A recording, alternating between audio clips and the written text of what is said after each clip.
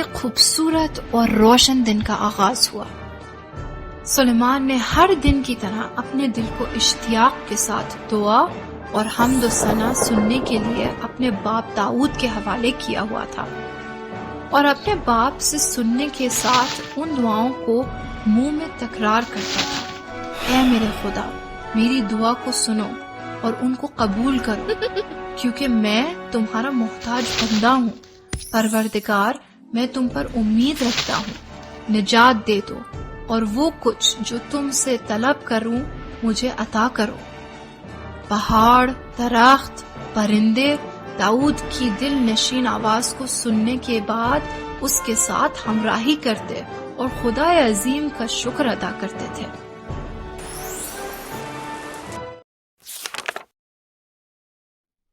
ایک دن داؤد اپنے بیٹوں کے ساتھ ایک چرواہا اور ایک باغبان کے درمیان فیصلے کے لیے شہر سے باہر گیا۔ خدا نے داؤد کو وحی کی: اپنے بیٹوں سے بولو، ان میں سے جو بھی ان دونوں کے درمیان عدل کے ساتھ صلح کروائے گا وہ تمہارا جانشین ہوگا۔ داؤد نے ان سے پوچھا: کیا واقعہ پیش آیا ہے؟ باغبان نے چرواہے کی شکایت کی اور کہا کہ کل رات میرے انگور کے باغ میں اس کی بھیڑیں اور بکریاں داخل ہوئیں اور سارے پکے ہوئے انگوروں کو خراب کر دیا۔ داؤد نے چرواہے سے چاہا کہ وہ باغبان کے نقصان کو پورا کرے، لیکن چرواہے کے پاس بھیڑوں کے علاوہ کچھ نہیں تھا۔ داؤد نے اپنے بیٹوں کی طرف دیکھا اور پوچھا: تمہاری نظر میں یہ چرواہا کس طرح اس باغبان کے نقصان کو پورا کر سکتا ہے؟ سلیمان نے اجازت لی اور جواب دیا کہ چرواہے نے رات کے وقت اپنے ریوڑ کی حفاظت نہیں کی، بس اس لیے اپنی بھیڑوں کو 1 سال کے لیے باغبان کو دے دے۔ اس ساری مدت میں بھیڑ، اس کی کھال، دودھ وغیرہ سب باغبان کا ہوگا، اس سے وہ خرچ زندگی حاصل کر سکتا ہے۔ چرواہا بھی لازمی ہے کہ 1 سال اس کے باغ میں کام کرے اور اس باغ کو دوبارہ آباد کرے، لیکن اس 1 سال میں چرواہا اور اس کے گھر والے اس باغ کے سرمایہ کو حاصل کر سکتے ہیں۔ اس طرح ان میں سے کوئی بھی نقصان نہیں اٹھائے گا۔ 1 سال کے بعد دونوں اپنا اصل مال واپس لے لیں۔ باغبان اور چرواہا دونوں اس عادلانہ فیصلے سے راضی تھے۔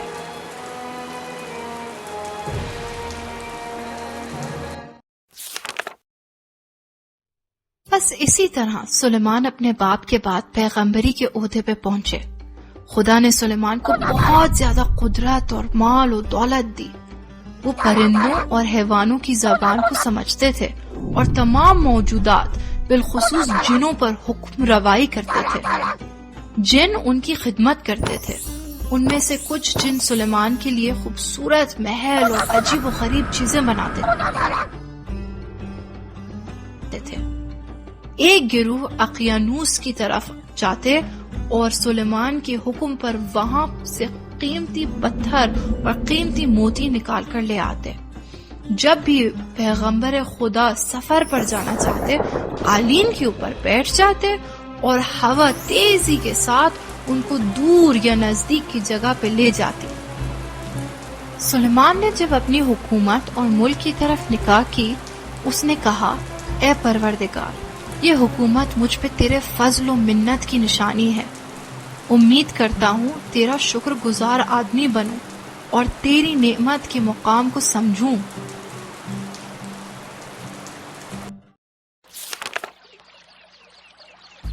ایک دن سلیمان قالین پہ بیٹھا تھا۔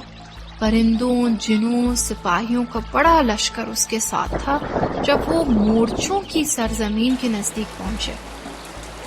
مورچوں کے سربراہ نے سلیمان کے لشکر کو دیکھتے ہی اپنے دوستوں کی فکر کرتے ہوئے کہا: جتنی جلدی ہو اپنے بلوں میں چلے جاؤ، تاکہ سلیمان اور اس کا لشکر نہ سمجھ سکے کہ تمہیں نابود کر سکے۔ سلیمان نے اس سے پوچھا: تمہیں معلوم نہیں ہے کہ میں پیغمبر خدا ہوں اور کسی بھی مخلوق کو نقصان نہیں پہنچاتا؟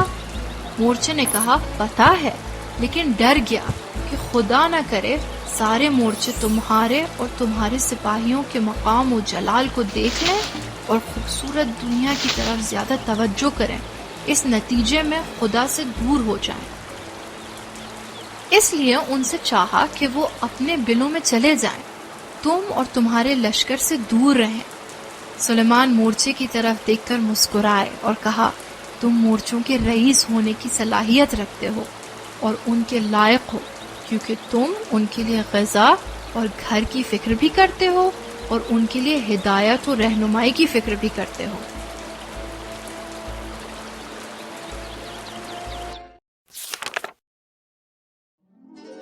سلیمان اپنے تخت پہ بیٹھا ہوا تھا اور پرندے اس کے ارد گرد جمع تھے۔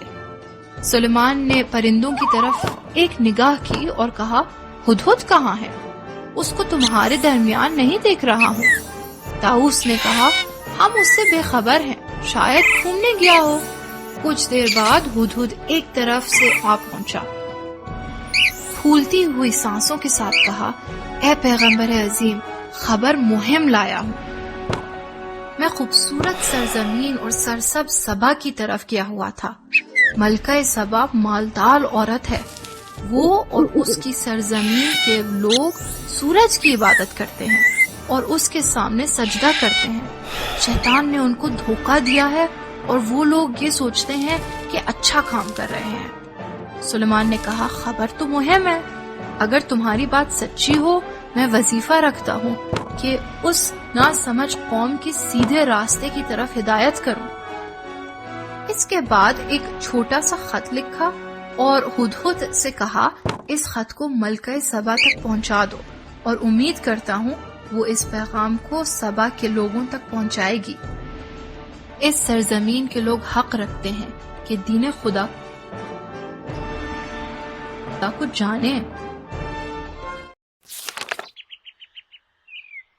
ملکہ سبا کے محل میں بہت بڑا جشن منایا گیا۔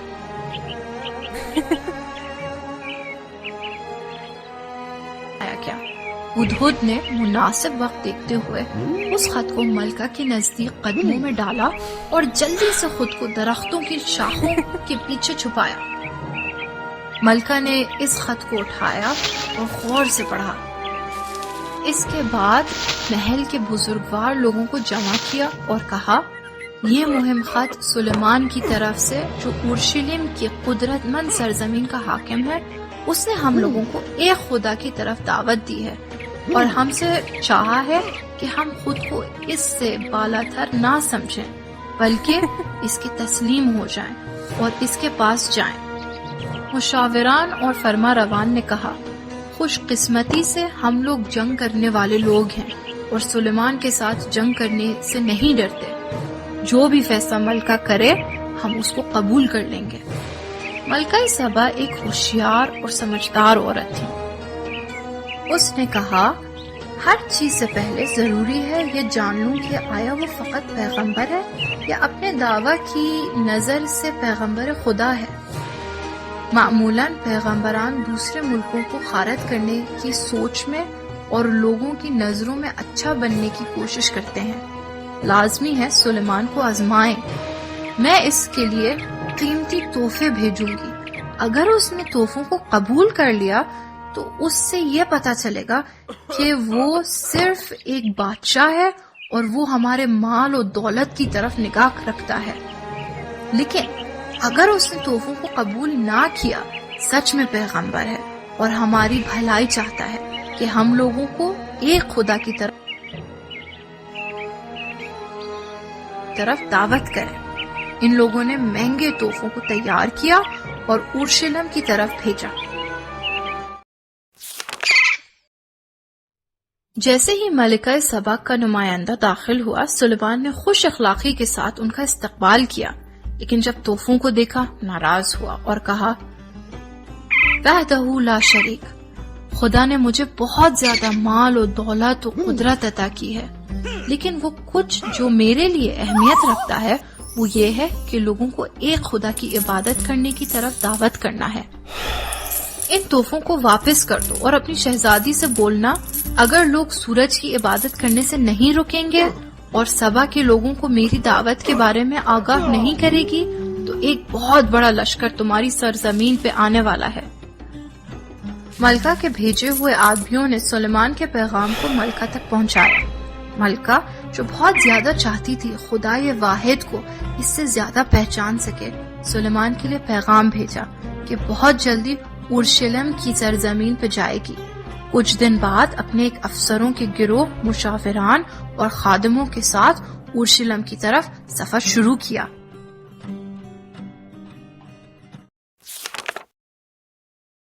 سلیمان اپنے محل میں ملکہ کے آنے کا انتظار کر رہا تھا۔ سلیمان چاہتا تھا کہ ملکہ اور اس کے ساتھ سب لوگوں کو معجزہ دکھائے تاکہ پروردگار کی قدرت دیکھنے سے وہ ایک خدا پر ایمان لے آئے۔ اپنے ارد گرد کے لوگوں سے پوچھا، تم میں سے کون یہ توانائی رکھتا ہے کہ ملکہ کے آنے سے پہلے ملکہ کے تخت سبا کو لے آئے؟ ان جنوں میں سے ایک جن جس کی رفتار ہوا سے زیادہ تیز تھی، اس نے کہا، میں یہ توانائی رکھتا ہوں۔ اس سے پہلے کہ آپ اپنی جگہ سے اٹھیں، ملکہ کے تخت کو یہاں لے آؤں گا۔ سلیمان کا وزیر جو عقل مند اور خدا شناس مرد تھا، اس نے کہا، اگر خدا چاہے تو میں ایک پلک جھپکتے ہی ملکہ کے تخت کو لے آؤں۔ اور اسی وقت تخت ملکہ سبا سلیمان کے تخت کے کنار ظاہر ہوا۔ سلیمان نے اپنے چہرے کو حاضر لوگوں کی طرف کیا اور کہا، سلیمان اور اس کے یاران اکیلے اس طرح قدرت نہیں رکھتے، پروردگار نے اس طرح کی طاقت کو عطا کیا ہے۔ وہ چاہتا ہے کہ دیکھے کہ آیا ہم لوگ اس کی نعمتوں کا شکر ادا کرتے ہیں یا اپنی قدرت پر غرور اور ناشکری کرتے ہیں۔ اس کے بعد دستور دیا کہ تخت سبا کو ہوا میں ٹھہرایا جائے۔ بالآخر ملکہ سبا اورشلیم پہنچی اور سلیمان کے محل میں داخل ہوئی۔ ان بیٹھے ہوئے لوگوں میں سے ایک شخص نے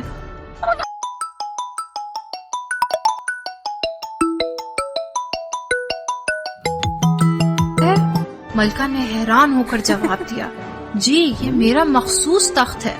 ملکہ پریشان تھی کہ ایسا نہ ہو کہ تخت زمین پر گرے اور ٹوٹ جائے۔ سلیمان ملکہ کی پریشانی کو سمجھ گیا اور تخت کی طرف اشارہ کیا کہ آرام سے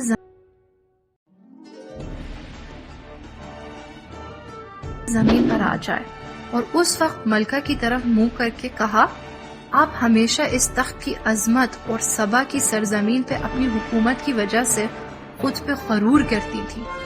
آپ نے یہ سوچا کہ یہ قدرت ہمیشہ آپ کے لیے ہے، لیکن آج آپ نے دیکھا اگر خدا چاہے تو وہ یہ توانائی رکھتا ہے انسان کو دی ہوئی ساری چیزیں کم وقت میں اس سے لے لے۔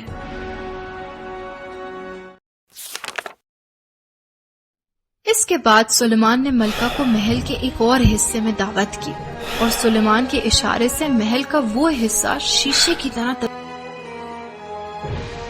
تبدیل ہو گیا۔ ملکہ نے یہ احساس کیا جیسے پانی کی زمین پہ کھڑی ہو، نیچے سے اپنے لباس کو اکٹھا کیا تاکہ پانی میں گیلا نہ ہو۔ سلیمان مسکرائے اور کہا، آپ یہ سوچ رہی ہیں کہ پانی پہ کھڑی ہوئی ہیں۔ اس محل کا حصہ اس قدر خوبصورت اور شیشے کی جنس میں سے ہے کہ ان شیشوں کے نیچے سے پانی گزر سکتا ہے۔ اس دنیا کی قدرت اور دولت بالکل اسی چیز کی طرح ہے جو انسان کو دھوکہ دیتی ہے۔ ملکہ شرمندہ ہوئی اور کہا کہ میں نے آج تک یہی سوچا کہ میں دنیا میں عظیم ترین انسان ہوں۔